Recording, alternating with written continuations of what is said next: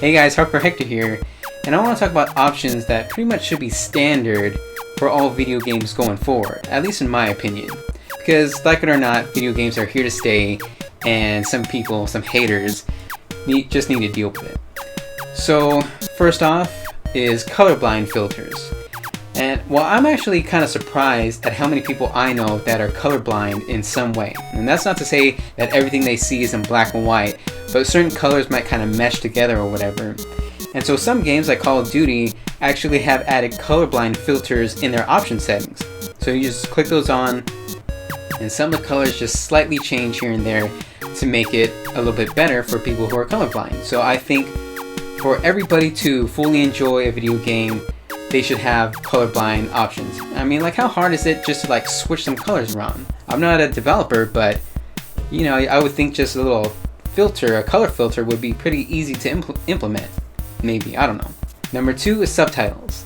Now this is another thing that should help everybody enjoy the game. So of course some people can't hear that well, but they still want to enjoy a game and whatever the people in the story are saying, but they can't hear. They can't hear at all, or they don't want to blast their TV, or maybe they can hear perfectly, but they're next to somebody who's sleeping, or maybe they have kids that are sleeping, something like that, but they still want to hear everything that's going on in the game, so instead of raising the volume, they can just turn on the subtitles and read what's going on. I think that's just a perfectly fine reason to have subtitles, you know, in subtitles standard for all games going forward that have speaking, at least, of course.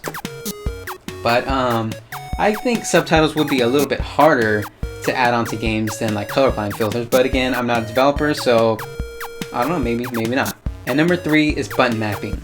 Honestly, I thought this would have been standard by now, and you can see it from time to time in PC games, but not too often in console games. So in case you're not familiar, button mapping is when you go into the settings and you can make any option tied to any button on your controller, or maybe keyboard and mouse if you're playing on PC. So like most common shooters now have like the triggers, one trigger aim and one trigger fire. Well, with button mapping, you can make A aim and B fire if you wanted to, and you can make the left trigger jump and the right trigger throw a grenade, whatever you want. That's how button mapping works. You can tie any option to any button any way you like.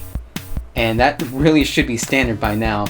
And it's, like I said, it's kind of common, sort of common in PC games, but it's pretty rare in console games. So those are 3 really simple options that I think should be standard in video games now and going forward. But I'm sure there are a lot of people out there that have a ton of other ideas. So if you think there should be other options that should be standard in video games now, feel free to leave a comment below. And I guess that's it. Like this video if you liked it, and subscribe to my channel if you want to see more video game vlogs like this. And I also do gameplay commentary and strategy guides and a ton of other stuff involving video games. So if you want to see any of that, definitely subscribe, because more is going to be coming in the future.